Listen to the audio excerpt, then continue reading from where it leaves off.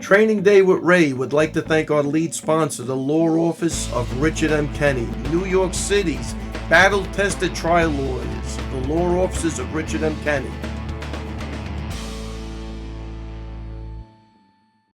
I've been in the fight game for over 30 years. From small-time arenas to the biggest show in the world, I've trained some of the best MMA fighters in the sport today. And the one thing I've learned is when you enter the octagon, you can't hide who you are. My name is Ray Longo, and this is my show. Hey, get my spot ready.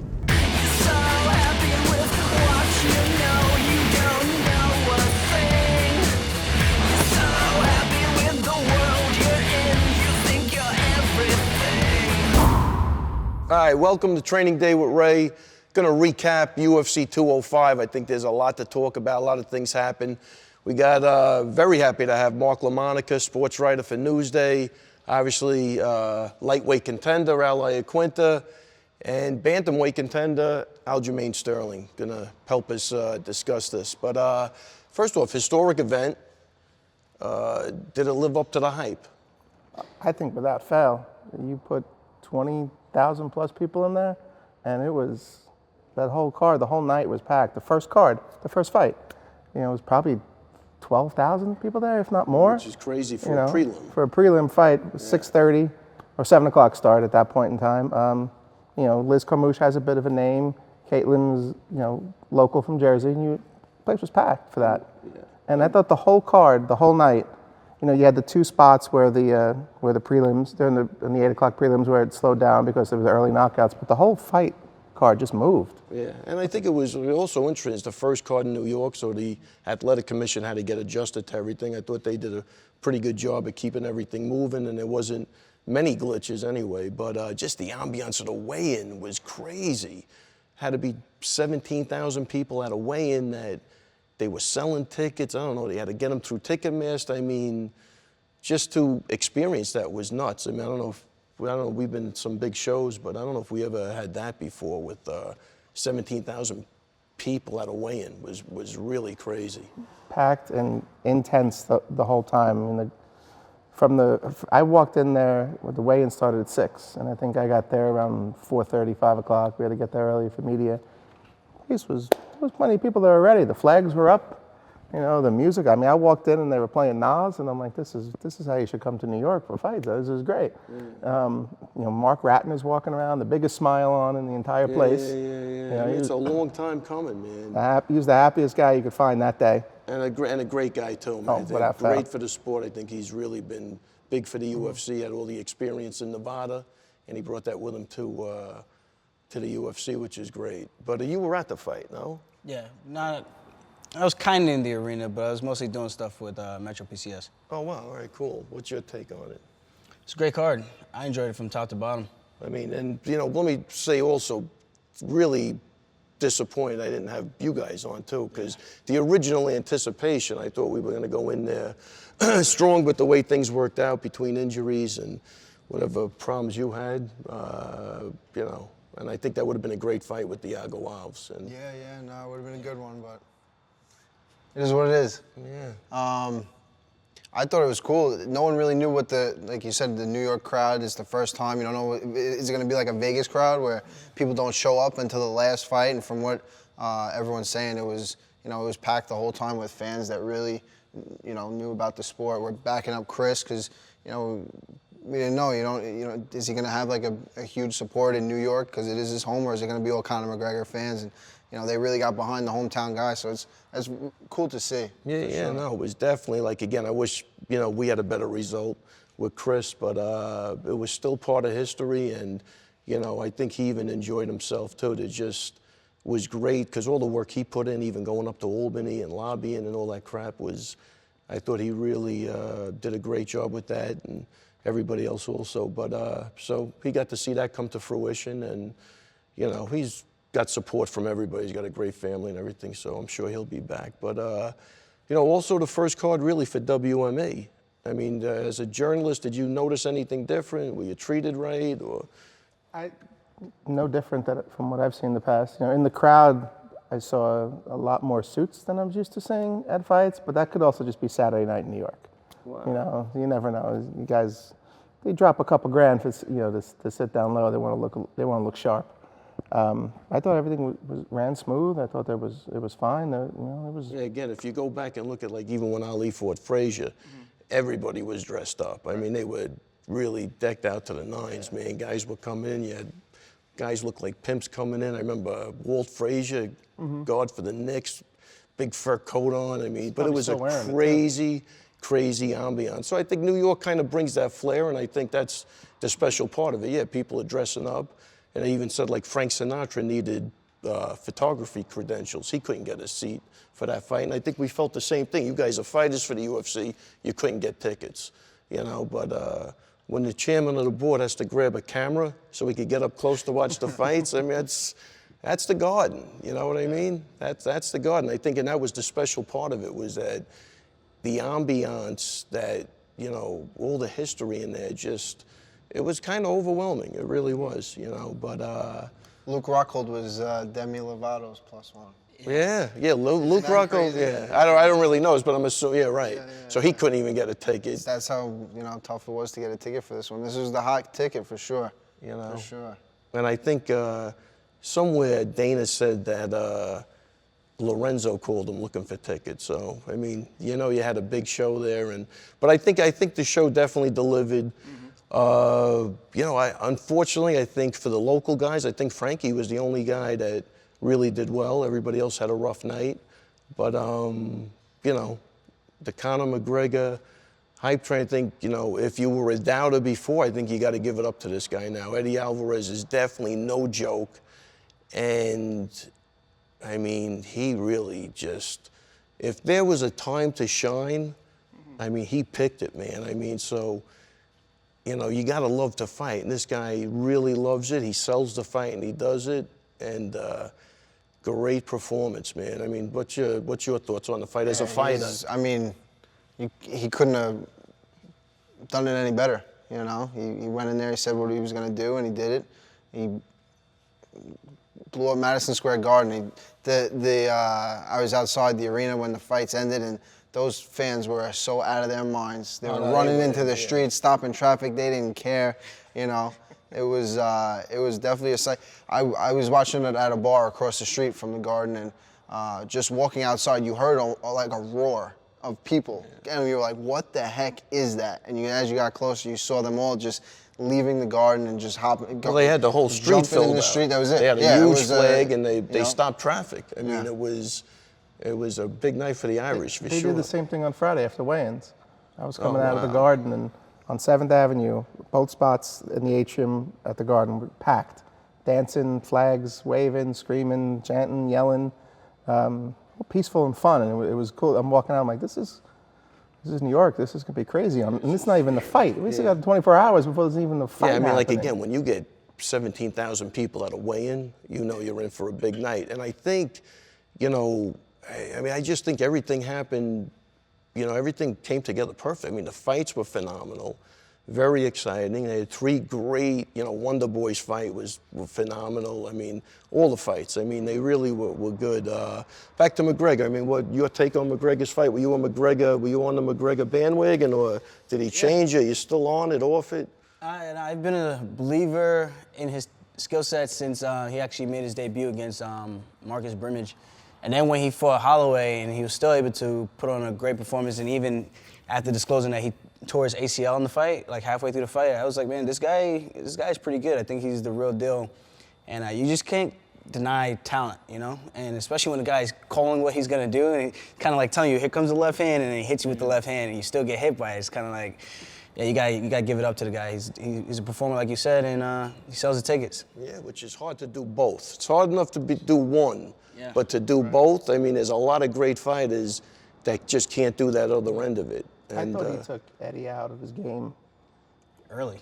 3-4 punches in, maybe? Well, first knockdown. He might have taken Eddie out of his game 2 days before the fight. That's the other thing, you know what I'm saying? We don't know what factor, did he get into his head bad? Or, Eddie's been around the block. He's fought in Japan. He's been Bellator. He's had great fights against, really good people. The one thing about McGregor that even everybody's got to learn is, he gets you to come out of position, and his counters are phenomenal. You know what I mean? He puts you in an awkward spot, he makes you miss, and then he's all over you, man. He's got great awareness, his distance management is phenomenal, and I think he showed on Eddie every time he would go, he was just out of the way, but he was ready to come back, and he kind of really, you know, even his he speeds up those punches on the counters. Like he'll slip and then that thing's coming faster than the rest of them. And then he follows up really good. Great, I think just great awareness more than anything. And, you know, he's pretty tall for a 45 and a 55. I thought Eddie was going to be bigger than him, but it definitely didn't look like that. But man, does he get you out of position? And he capitalizes, man. There can't be no argument about that. They did a really great job with him. And I think it's kind of like, you know, basic boxing, man, almost. You know what I mean? He's not doing anything crazy. You don't see him running all over the place. He's got 1 or 2 punches, and those 1 or 2 punches are good. You know, he sets him up with a couple of kicks. He keeps you thinking. You go to reach for that guy, he's waiting for you. So really great job by that guy. Was blown away by that. I mean, he slips and throws the counter left hook, and then just follows up. The combination that he ended the fight with was, I mean, you guys train all that stuff, and I'm looking at it and I'm like, that's awesome. And I got to tell you, awesome. I mean, you know the guy's good see it a because different way there than was I no do. mystery what was coming. Right. You know what I mean? Like, you know what he's looking for, and he's still getting it off. And I think that's really the sign of a really good fighter. You know Guy that's what I been mean? putting in a lot of work for sure. Yeah, no, you can't deny that. He's seen that punch come, he's slipping, and before you know it, it's just muscle memory at that point. He's just, you know, Definitely. flying right back. Yeah, it really was just a great performance, man. And I thought the Wonder Boy Woodley, obviously, we're big Wonder Boy fans because he comes here to train. He's got a great family. But how the heck did that guy survive? And then come back to win the 5th round. So again, the night had, you know, the drama of one guy's doing good, then he's losing, then he's doing good, then he's I mean, that's what makes an exciting fight. And I think, you know, Woodley always had that one chance to explode. And obviously it paid off for him, and then he tried to finish it, and I think he gassed out a bit, and Wonder Boy came back. So for drama, was a great fight. And I think we got to show really the heart of Wonder Boy, you know what I mean? Which is, you know, I think he's really going to grow from that fight immensely, because I think that was the war he needed. And, you know, again, I had him winning 3 rounds to 2, and not that I thought he even lost, but, you know, the 4th round, the 10-8, so probably a draw. You know, I like the way he came out of that guillotine. He got knocked down twice, and he ended up on top throwing punches. So, you know, depending on how you're scoring it, he came back. But takes on that fight. He showed what he's all about. You know, every fight before that, he's been flashy, and he's showed he's good when he's, you know, moving around doing his thing. But he showed for this fight when things get tough, he's pulling through. That's a big Huge. You know, it's a big. I think huge. Big I thing think for he sure. surprised a lot of people with that. Definitely, because he's kind of got like a pretty boy look, and throws his flashy kicks and stuff. Total gentleman to him. But man, really. exactly, he's, To know you know, him is to love him. For You know? sure, Even like for I think sure. Woodley tried to attack his personality or whatever, Yeah, and I go, that's not going nowhere. I mean, this guy really is. I think even Michael Bisping said that. Have you ever heard him curse? Is he as nice as I go? He's a nice guy, man. He really is. Another thing with that fight that I mean, I got to tell you, I mean, you know, we always, you know, talk about mindset and stuff, but man, I got to think he was affected. I mean, he's really close with Chris. He's his brother-in-law. And he thinks the world of Weidman, and to watch that and then have to go out and fight. I don't know if that had any effect on anything, but I think he made a comment to that effect, and man, I could see that, man. I really can. I mean, that, you know, he's in the dressing room getting ready for his fight, and his buddy and training partner, brother-in-law, you know, was doing okay, and then he got caught with that knee. I could see that might have had some impact on him, but I mean, I don't think If it did, it was in a positive way, I would think, because if you watch, I mean, that fight with Wonder Boy, you said he got knocked down twice and guillotined in the same round, I think. Yeah, oh yeah, definitely. And he pops out and finishes the last 60 seconds, last 45 seconds on top, throwing strikes. So if anything, I would say it would have been motivation. Yeah. It would have been something, because, you know, Marivi had that great photo she posted on Instagram of those 2 guys after the fight, which I thought was a beautiful shot. It kind of summed up the emotion of the whole night for them. But, you know, in fight, I thought Wonder Boy looked amazing, and I thought Woodley looked great too. Yeah, it was a great fight. That was a fantastic fight. And again, what I love about Wonder Boy, you got the black guys on Mondays holding the kids in his corral. He's right back at it. You know, he's right back. So, you know, like he looks like a flashy guy, but he's really a blue-collar guy, man. He's huge in that community. Got a great kids program at his karate school, and there he is right there. I mean, 2 black guys holding the kids. I can't say enough about that guy, man. I think he demonstrates really what the martial arts is about, you know, with just being courteous and kind and, you know, fighting your heart out and having honor and loyalty and all that stuff. I mean, he's just a great guy. I think he's really great for the sport. Yeah, I think you have to credit Woodley a little bit too also, because he did, you know, in the lead up was saying, you know, I don't like this guy, he's disrespectful, he's disrespecting me. And then, you know, after the fight, he came out, he's like, listen, you know, I was wrong. He is a good guy. I spent so much time with him this week. You don't really hear that a lot. They don't usually come out and say, I owe him an apology. You know, he's a stand-up guy, and it was nice to hear a fighter say that. Well, I mean, the other thing is Woodley's a good guy too. You know, I guess he's got Dean Thomas. You know, who's really close with Matt, and look, it's great. The one thing about the fighting is, and being a part of that, you make so many new relationships and meet different people from different parts of the country, the world, every place now, and. Woodley's he's a good dude too. You know, you got to always side with your guy, but he's definitely, you know, I think he started out a little crazy and then he backed down because, you know, he's a hard guy to attack, Wonder Boy. He's really not going to, I think, engage in that type of stuff because it's just not him. But after a fight like that, you got to respect. Everyone's got to give him respect. I mean, I don't know. I mean, how many people thought he was going to tap in there, and he was, definitely. and he was in Woodley there. thought for sure was surprised by it, you know. And Woodley's, The crowd popped after that. When he got out, when his head came out, the crowd popped. And that's what makes a great fight, when you're on the brink of disaster and you pop up and you're on top again. So I can't wait for the rematch of that fight too. You guys know the fight game infinitely better than I ever will. Did you? And I mean, I saw the fight once live. I haven't had a chance to watch that fight on replay yet, but I feel like I remember Wonder Boy after the first round. He threw a kick and Woodley took him down.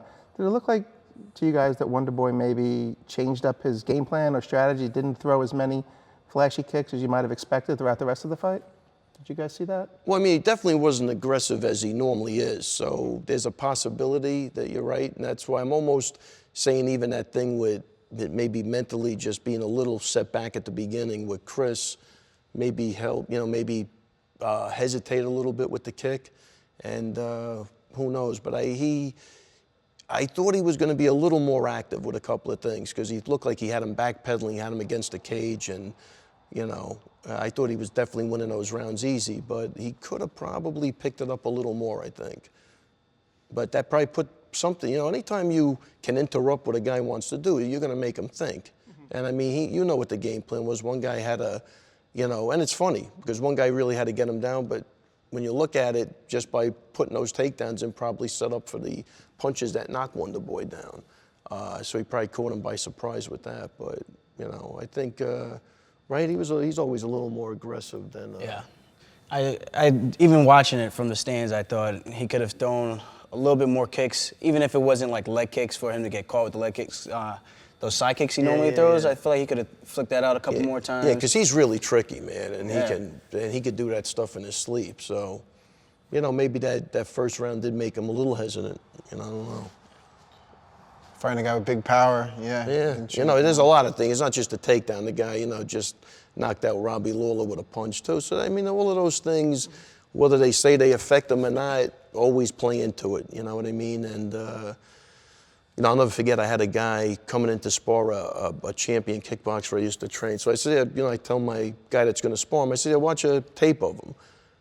So the next day the guy comes in, he goes, are you kidding? Like I gave him a highlight tape. He had like 8 knockouts. He goes, so I kind of ruined him. I just wanted to see what he looks like because he never saw him fight. And I gave him a highlight tape. He goes, are you crazy? I mean, the guy's knocking people out and I got to spar him the next day. But, so yeah, this stuff plays in. I think, mentally you have to stay focused and you can't really look at, that's why sometimes it's great, stay off the internet. Don't even get involved with that because, I think like the guys that have upsets, they don't think they're supposed to lose, so they go in there with a great mindset.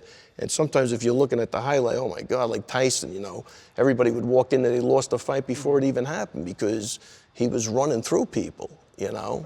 So, and as it happens, as soon as one guy beats him, everybody thinks they could beat him. Gives everybody hope, so. Which is amazing with Conor McGregor. After that loss, he just bounced right back and it's like he didn't miss a step. Yeah, no. Look, again, I think, you know what I like about him? He keeps it small. He's got the same camp. He keeps everything in. I always like to do stuff like that. And I think that motivates him, you know what I mean? I think he wants to beat the big camps. I mean, that's always was our mantra. The bigger the camp, the better. I mean, that's what I think motivated me as a trainer, and I think most of these guys that fight the same thing. Like, even what Chris did with Anderson Silva, that was, the guy was at that point thought about as unbeatable.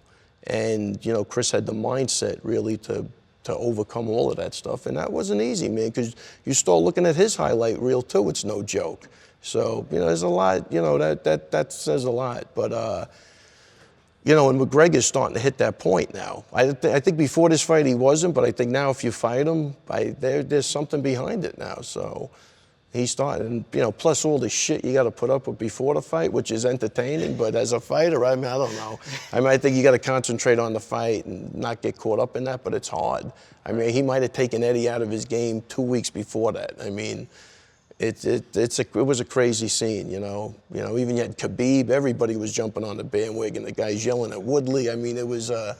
He is out of his mind. Backstage yelling at everyone that's fighting the same. Not even the guy he's fighting.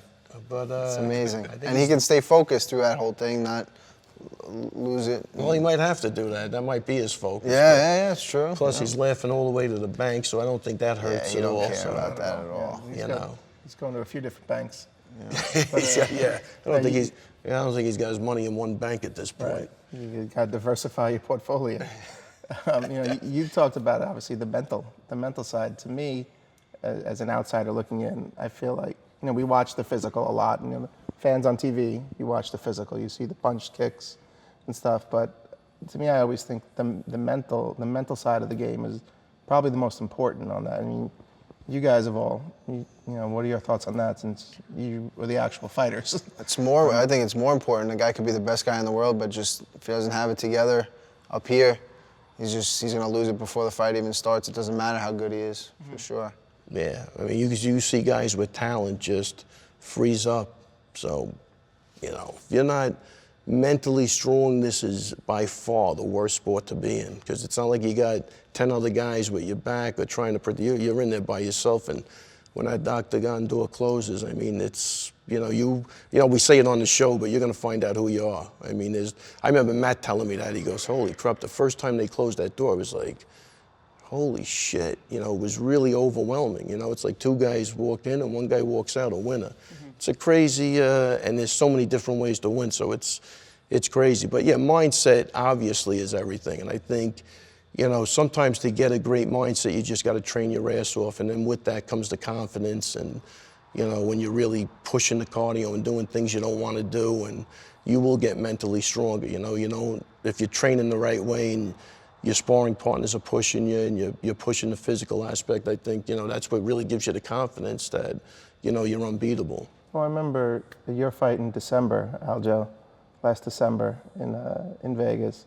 I remember you were talking afterwards, like you were having like a confidence breakdown or some point, or something along those lines beforehand. And then, just how did you overcome that, or how did you turn the switch and fight night? Because you looked real good in that fight. I just know Johnny was a tough guy. He crushed Eddie Wine and knocked him out pretty bad. And, we've been training a lot of stuff to circle away from the power and everything. And I felt like we had a great training camp. I think I did all the right things. My cardio, my conditioning was on point. And it's just that moment in the locker room. And that's what it is you could have done everything right from the past 6, 8, 10 weeks, whatever it is, for however long you're training. But if you're not ready on the night of the fight, when it actually matters, all that goes out the window.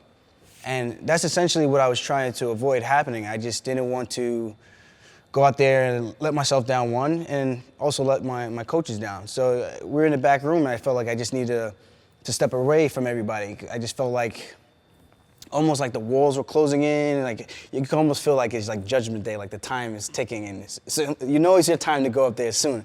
And it's just ticking, and it's just ticking.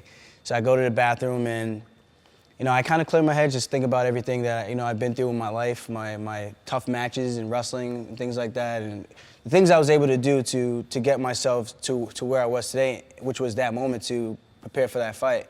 And, I kept telling myself, I said, not today, not now. Not today, not now. And I said, you're going to go out there and you're going to win this fight. And sure enough, I went out there and I had, I think, one of my best performances. And I just remember telling myself, do exactly what your coaches tell you to do and just make sure you're listening. Stay on your pedal. Don't plant your feet. Don't let this guy even get a hint of confidence to feel like he can take you out and land one of those knockout shots. And I think that really helped me recalibrate my brain and my mental, my psyche, going into that fight. That was huge for me. I remember just losing a lot of matches in high school and even in college, just because I wasn't mentally prepared. I used to think that these guys were better than me and that they deserved to win almost, and I was just gonna go out there and just do my best, and whatever happened, happened.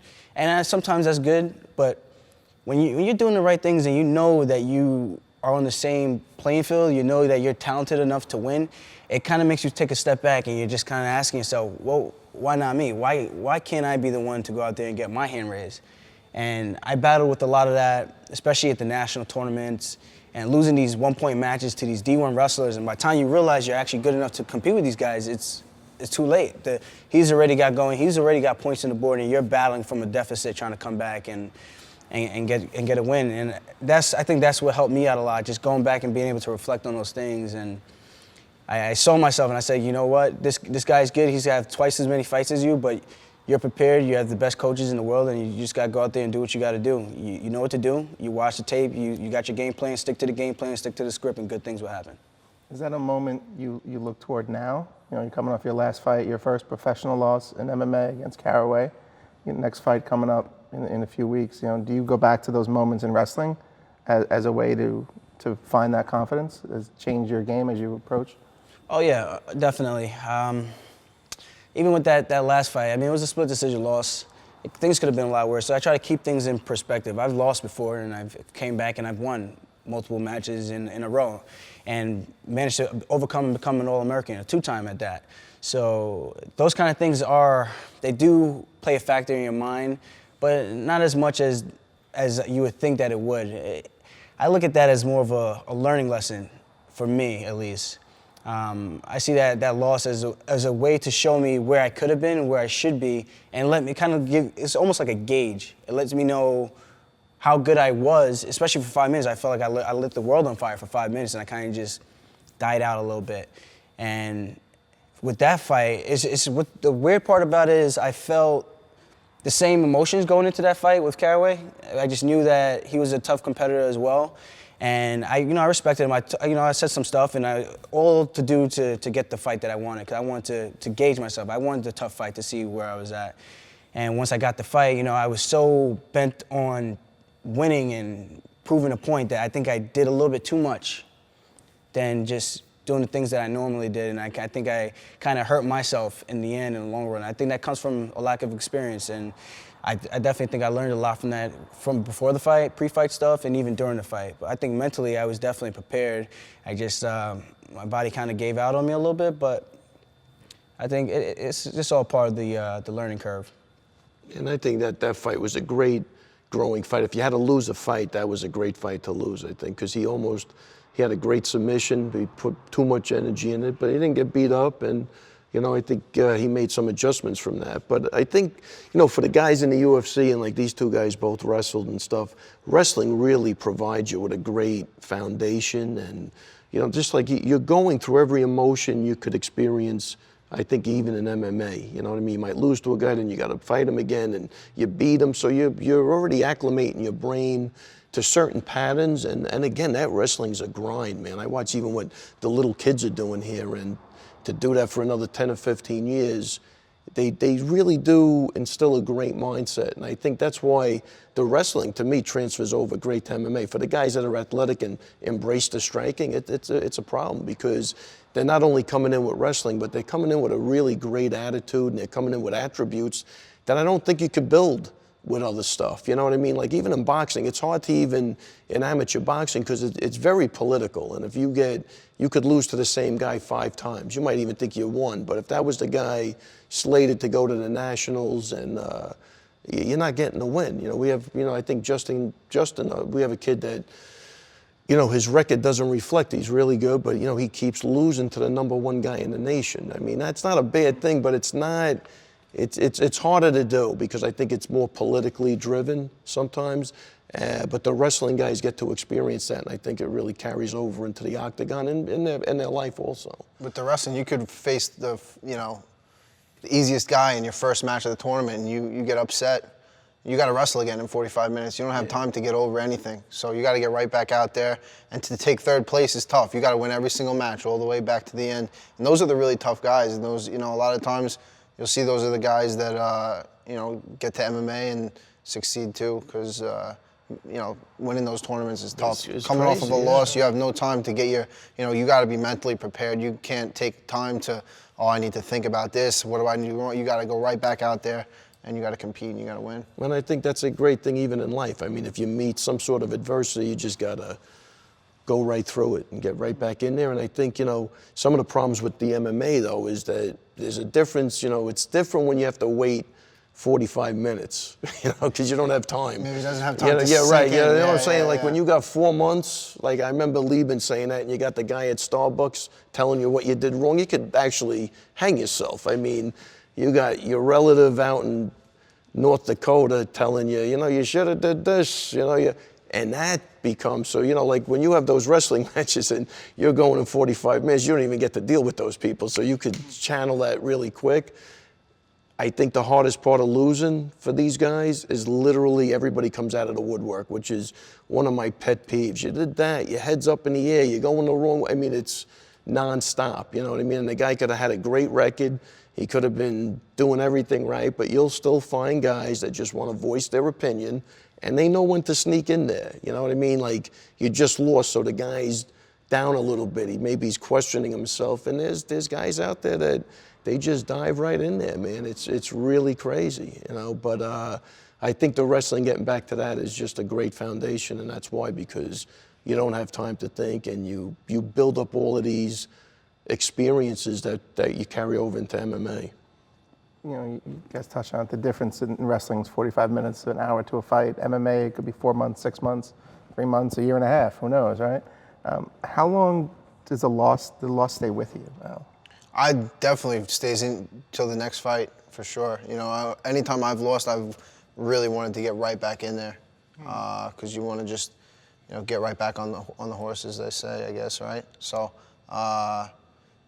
yeah, for me, I want to get right back in there because you're only as good as your last fight, and that's what people are going to remember when they see you. You're going to get that, you know, like you said, people are always going to criticize your last fight or, you know, tell you what you did wrong, so you want to get in there, get back in the win column, and, you know, change things around. Stay off of social media. That's the first thing. If you lose a fight, don't even, just throw your phone out. Don't even look at it. I mean, those guys, again, they're coming out of the woodwork. And they're fast. Oh, and they're quick. They're waiting. They're right there. I mean, they're really the first little sign of anything. Their fingers are moving, man. It is, you know, it's really bad. I mean, but yeah, throw your phone out in the garbage. Don't even look at it. Awesome. Well, anyway, I think this was great. I hope we do it again. It was a lot of fun. So I want to thank Mark LaMonica, sports writer for Newsday. He covers all the MMA. I think he's been also a big factor in giving these guys their due in the paper, which is always great to see also, is like when you read a story about yourself and, you know, they get the coverage, good or bad. You know, it's, you have to do your job. But thank you, Al, Iaquinta. I can't wait for you to get back in the ring. We don't know where we're going, but hopefully we'll get there. We're getting there. Aljamain Sterling, we got to start training right after this because he's got a big fight on December 9th against a real tough Rafael Sunsao. But let's get wrapped up and get ready to go. Training Day with Ray would like to thank our lead sponsor, the law office of Richard M. Kenny, New York City's toughest personal injury law firm. And guys, let me tell you, man, when injuries strike, you need a great attorney in your corner, and these are the guys you want to call, Richard M. Kenny. and they're going to stick up for your rights, and nobody else will. I mean, you might think you're going to grab just any lawyer, but when you have a personal injury, man, you really have to find the right people, and these guys are the right people. All right, connect with them online at rmkinjurylaw.com. That's rmkinjurylaw.com. New York City's battle-tested trial lawyers, the law offices of Richard M. Kenney.